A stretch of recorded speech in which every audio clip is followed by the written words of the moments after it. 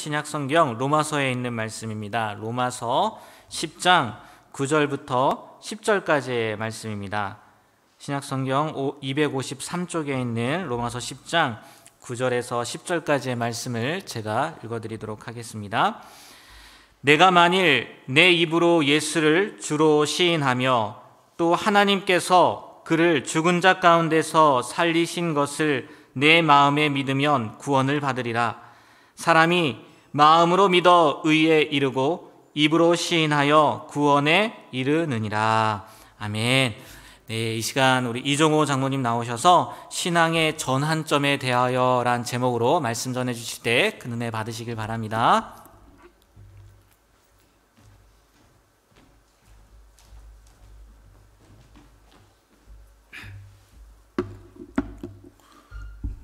기도하시겠습니다. 사랑과 은혜가 풍성하신 주님, 지난밤도 주님 품 안에 품어주셨다가 새날을 허락해 주심을 감사드립니다. 새벽 시간에 주님의 말씀을 듣기 위해 모인 주님의 자녀들에게 복 주시기 원합니다. 주님이 주시는 말씀을 잘 깨닫게 하시고 주님의 은혜를 받은 자로서 하루 동안도 주님과 동행하는 삶을 살게 하옵소서. 예수님의 이름으로 기도드립니다. 아멘. 오늘 본문 말씀은 로마서 10장 9절부터 10절까지의 말씀입니다. 제가 다시 한번 봉독하겠습니다. 내가 만일 내 입으로 예수를 주라 시인하며 또 하나님께서 그를 죽은 자 가운데서 살리신 것을 내 마음에 믿으면 구원을 받으리라. 사람이 마음으로 믿어 의에 이르고 입으로 시인하여 구원에 이르느니라. 로마서는 사도 바울이 고린도에 있을 때에 로마 교회의 교인들에게 보낸 편지로 알려져 있습니다. 당시 로마에는 자생적으로 생겨난 교회들이 있었는데 이 교회에는 유대인뿐만 아니라 여기저기서 모인 이방인들도 같이 있어서 출신과 문화적인 배경 차이 때문에 갈등이 발생할 소지가 많이 있었다고 합니다. 사실 옛날이나 지금이나 어느 공동체에서도 일어날 수 있는 조직원들의 갈등이 조직을 무너뜨리는 주 원인이라고 볼 수 있겠습니다. 우리 교회도 보면 초신자분도 계시고 오래 다니신 분도 계시고 성장 배경이 다른 분들이 모이셨기 때문에 자기의 생각과 의견만을 주장한다거나 상대에 대한 배려가 소홀하게 될 때에는 갈등이 발생한 소지는 언제나 있는 것 같습니다. 이런 상황에서 사도 바울은 성도들에게 올바른 구원관을 가르치고 싶어 했는데요. 사도 바울은 이론이 되는 교리적인 내용뿐만이 아니라 구원받은 하나님의 자녀는 세상에서 어떻게 살아가야 하는지도 분명하게 설명하고 싶어 했다고 합니다. 그래서 로마서의 말씀은 우리가 세상에서 어떻게 살아야 할지를 논리적으로 설명하고 있는 교과서 같은 것이라고 생각합니다. 제가 오늘 이 자리에서 여러 성도님들께 사도 바울이 이야기한 교리에 대해서 말씀을 드린다거나 구원과 믿음의 논리에 대해 말씀드리고자 하는 것은 아닙니다. 하지만 이 시간을 통해서 구원받는 하나님의 자녀가 세상에서 어떻게 살아가면 좋을지에 대해 그동안 고민하고 경험했던 사실들을 가지고 은혜를 나누어 보려고 합니다.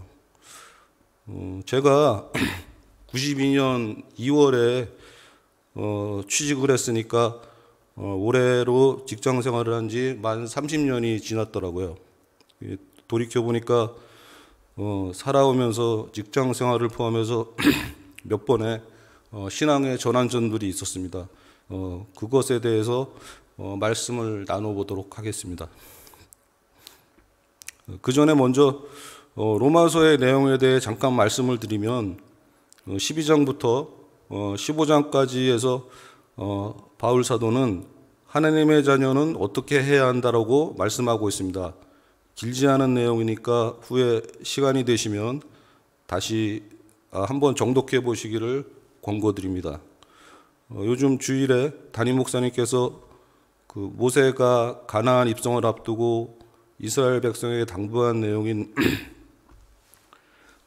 신명기로 연속 설교를 하고 계신데 저작 의도가 비슷하기 때문에 그러니까 신명기는 모세가 이스라엘 백성에게, 그리고 로마서는 바울이 로마 교회의 성도들에게 당부하는 내용이기 때문에 로마서와 신명기를 함께 읽으시면서 함께 묵상하셔도 좋을 것 같습니다. 로마서 말씀에 따르면 구원의 문제는 매일매일 당면하는 현실의 문제에 어떻게 반응해야 하는가와 밀접하게 관계가 있다고 합니다. 물론 판단은 마음 중심을 보시는 하나님께서 하실 것이지만 평소의 생각과 품행은 온전한 구원을 이루는 중요한 요소가 된다고 생각합니다. 저는 모태신앙입니다. 그 외할아버지의 어머니께서, 그러니까 저의 어머니 할머니께서 결신을 하셔서 제가 4대째 믿고 있습니다. 어렸을 때부터 주일 예배에 참석하였고 또래들과 함께 교회에서 신앙생활을 했었습니다. 모태신앙인 사람이 신앙의 열정이 부족하다는 이야기도 있는데 교회에서 또래 집단과 함께 신앙생활을 하는 것은 기독교 교육의 측면에서 아주 중요한 요소라고 생각합니다. 사도 바울이나 다른 성경의 인물들 같이 드라마틱한 회심은 없었지만 가랑비에 옷 젖듯이 신앙이 젖어들었던 것 같습니다. 저의 그 첫 번째 신앙의 전환점은 중학교 3학년 때 여름 수련회 이어서였습니다. 수련회 저녁 성회 후에 기도하던 중에 하나님은 살아계시고 나를 사랑하시는 분이라는 생각이 들었습니다. 이제 바로 믿음이 들어가기 시작한 것 같습니다. 이것이 오늘 본문 말씀에 바울 사도가 이야기한 사람이 마음으로 믿어 의에 이른다는 것이라고 생각합니다. 이 믿음은 고등학교 1학년과 대학교 4학년 수련회를 거치면서 조금씩 성장하고 구체화되었지만 그렇게 크게 변화된 삶을 살겠다고 결심하거나 노력하지는 않았습니다. 그것은 이제 직장을 얻고 결혼을 하고서도 마찬가지였었고 이전에 교회에서 집사 직분을 받고 그 후에 불꽃교회에서 중등부 교사와 성가대로 봉사하면서 신앙생활을 할 때도 크게 달라진 모습이 없이 거의 주일 성수만 하는 신앙이었던 것 같습니다. 그러던 중에 2003년으로 기억하는데 다른 회사에 가서 1년 정도 장기 프로젝트를 한 적이 있었습니다. 점심시간에 식사 기도를 하는 것을 친하게 지내던 고객이 보게 되었는데 공교롭게 그 사람은 그 회사 신우회의 회장이었습니다. 교회에 다니냐고 물어보길래 이제 다닌다고 하니까 화요일인가 수요일 점심시간에 진행되는 그 회사 신우회 예배에 참석할 것을 강하게 권유를 받았습니다. 이제 그때는 그 프로젝트의 안녕을 위해서 마지못해 참석을 하게 되었습니다. 이제 그런 저의 모습을 보고 다른 고객들은 예수병 환자였냐고 농담을 하고는 했는데 그것에 대해 저는 뭐라고 대답도 못하고 우물쭈물했습니다.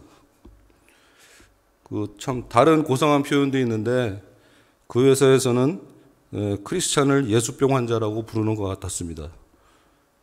지금이라면 저는 예수병 환자입니다. 같이 신우회 예배에 가시죠 라고 얘기했을 것 같습니다만 그때는 그러지를 못했습니다.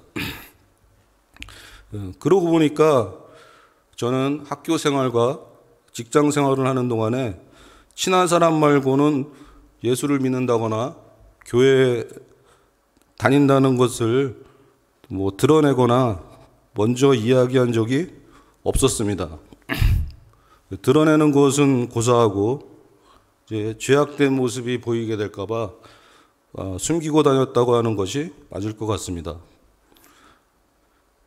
그 당시에는 그 회사의 신우회 예배에 참석을 하면서도 교회에 다니는 사람끼리 어울리면 좋겠지만 굳이 이렇게 티를 내면서까지 회사 생활을 할 필요가 있는가 하는 생각을 했었습니다. 마침 그 무렵에 우리 교회에서 지금도 진행하고 있는 성경통신 강좌 문제를 풀다가 로마서를 읽게 되었습니다. 1장 16절의 전반절, 내가 복음을 부끄러워하지 아니하노니 이 복음은 모든 믿는 자에게 구원을 주시는 하나님의 능력이 됨이라. 이 구절을 읽다가 제 마음속에서 큰 울림을 느끼게 되었습니다. 그동안 저는 복음을 부끄러워하는 삶을 살고 있었다는 것을 깨닫게 되었습니다. 이런 식으로 산다면은 하나님이 기뻐하시지 않을 것이라는 생각에 회개를 하였습니다. 그리고 복음을 부끄러워하지 말고 복음을 인정하는 삶을 살아야겠다고 결단을 하였습니다. 그 후에는 교회 밖에서도 구별된 모습으로 생활해야겠다는 생각을 많이 하게 되었습니다. 그리고 좀 유치할 수도 있는데 회사에서 별로 마음에 들지 않은 사람이 있었는데 그 사람이 크리스찬이었습니다. 이제 하루는 자리에 앉아서 그 사람이 저쪽에서 다른 사람과 이야기하는 것을 이렇게 보고 있었습니다. 근데 그때 문득 드는 생각이 하나님이 나보다 저 사람을 더 사랑할 수도 있겠다는 생각이 들었습니다. 그 후로는 회사에서 다른 사람을 비난하거나 비판하거나 험담하는 것을 자제해야겠다고 생각을 하였고, 서로 하기 싫어하는 일들에 대해서는 먼저 솔선수범해야겠다는 생각을 많이 했던 것 같습니다. 마음으로 믿은 지 이제 20년이 지나서야 이제 슬슬 입으로 시인할 준비가 된 것 같았습니다. 결심할 것을 바로 실행했다는 얘기는 아닙니다. 실행은 많이 하지 않았지만은 실행해야겠다는 생각이 많이 들었습니다. 그러던 중에 회사에서 상사 때문에 힘들어하는 동료와 여러 이야기를 하였는데 좀 상당히 측은한 생각이 들었습니다. 여러 번 이야기를 하는 중에 그 사람에게 제가 이런 얘기를 했습니다. 로마서 12장 21절 말씀입니다. 악에게 지지 말고 선으로 악을 이기라. 지금도 그 사람을 만나면 그때 이야기를 하면서 제 덕분에 힘들었던 상황을 잘 이겨낼 수 있었다고 고마워합니다. 그런데 이것은 제가 한 말이 아니고 성령님이 저를 통해서 메시지를 전달한 것이라고 확신합니다. 왜냐하면 사실 그때 저도 회사 생활이 너무 힘들었기 때문에 이 말씀으로 위로받고 있었기 때문입니다. 이것이 바울 사도가 이야기한 입으로 시인한 첫 사례인 것 같아서 굉장히 기뻤습니다.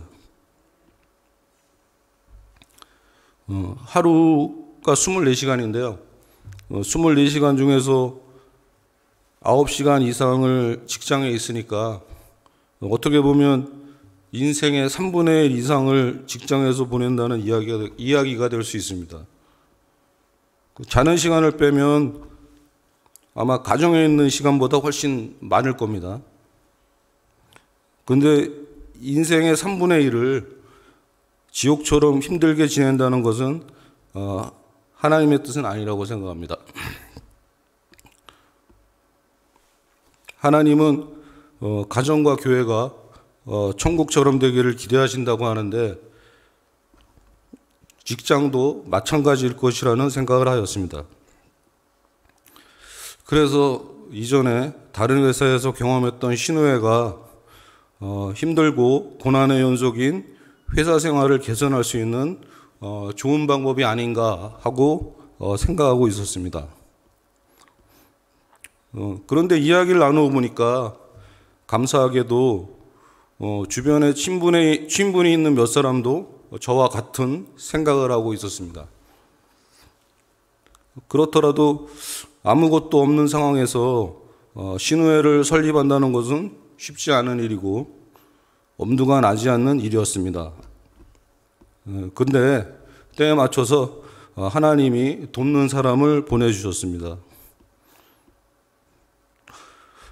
2009년도에 새로운 사장님이 오셨는데 이분은 가는 회사마다 신우회를 론칭시키는 분이셨습니다. 사장님의 전폭적인 후원과 하나님이 준비해 주신 여러 동료들의 도움으로 회사에서 신우회가 생기고 정기적인 모임과 신앙생활을 하게 되었습니다. 주일에는 교회에서 은혜 받고 새 힘을 얻어서 세상에 나가고 주중에는 다시 신우회로 모여서 예배를 드리고 은혜를 받고 새 힘을 얻는 것이 아주 좋은 시스템이라고 생각되었습니다. 쉽게 얘기하면 직장에서 작동하는 속회 모임이었습니다. 속회 모임을 중요하게 생각하신 분이 우리 감리교회를 창시하신 존 웨슬리 목사님이라고 알고 있습니다. 사실 소그룹 모임의 원조는 우리 감리교회입니다. 소그룹 모임을 중요하게 생각한 우리 감리교회의 교리는 하나님의 뜻과 일치한다고 볼 수 있겠습니다. 마태복음 18장 19절로 20절 말씀, 진실로 다시 너희에게 이르노니 너희 중에 두 사람이 땅에서 합심하여 무엇이든지 구하면 하늘에 계신 내 아버지께서 그들을 위하여 이루게 하시리라. 두세 사람이 내 이름으로 모인 곳에는 나도 그들 중에 있느니라 하신 말씀이 그 증거입니다. 여담이지만 우리 불꽃교회 성도님들이 감리교인이라는 자부심을 가지고 신앙생활을 하시면 좋겠습니다. 많은 형제자매들이 회사 내에서 신앙의 공동체로 모인다는 것은 직장생활에 큰 활력소가 되었습니다. 이전에는 회사 생활이 인간적으로 힘들어서 지치기만 했다면 상황은 전과 같이 힘들고 어려워도 신우회의 예배와 활동을 통해서 주님이 주시는 힘으로 능히 이겨나갈 수 있게 되었습니다. 직장에서 하나님의 일인 신우회 활동을 하게 된 것은 신앙생활에 또 하나의 전환점이었고 직장 생활을 하는 동안에 받은 최고의 은혜라고 생각합니다. 어디에 있었을 때의 모습이 나의 진짜 모습일까를 생각해 본 적이 있었습니다. 아마 교회에서보다는 가정이나 직장에서의 모습이 나의 진짜 모습에 가까울 것이라고 생각합니다. 하나님께서 교회 안에서의 모습과 교회 밖에서의 모습을 일치시키시기 위해서 여러 가지 경험을 하게 하시고 신앙의 전환점들이 생기게 하신 것이라고 믿습니다. 제가 직장 생활을 하면서 크리스찬임을 밝히지 않고 생활을 했다면 신앙생활은 발전이 없었을 것이고 교회 생활과 사회 생활은 지금보다 많이 분리된 삶을 살았을 것입니다. 아마 비관적이고 부정적인 성격의 신세한탄만 하는 사람이 되어 있을지도 모르겠습니다. 저의 신앙의 정체성을 밝히고 그러니까 예수를 주로 시인하면서 직장 생활을 한 것이 신앙생활에 많은 발전을 가져온 원인이라고 생각합니다. 이것이 바울 사도가 말씀하신 입으로 시인하여 구원에 이르는 과정이었다고 생각합니다. 지금도 저의 생활을 보면 허점투성이이고 엉터리 같기도 하지만 선택의 순간마다 입으로 시인해야겠다는 마음은 변함이 없습니다. 늘 성공하는 것은 아니고 인간의 능력으로는 안 되지만 주님이 주시는 믿음이 있으면 성령께서 주님과 동행하게 하시고 계속 입으로 시인하게 해주실 줄을 믿습니다. 성도 여러분들 모두가 어디서든지 늘 하나님의 자녀임을 마음으로 믿고 순간순간마다 입으로 시인하시고 하나님이 주시는 은혜와 복을 누리시기를 기원드립니다. 기도하시겠습니다. 사랑과 은혜가 충만하신 하나님 아버지, 하루를 시작하는 새벽 시간에 주님 전에 모여서 주님의 말씀을 나누게 하시니 감사합니다.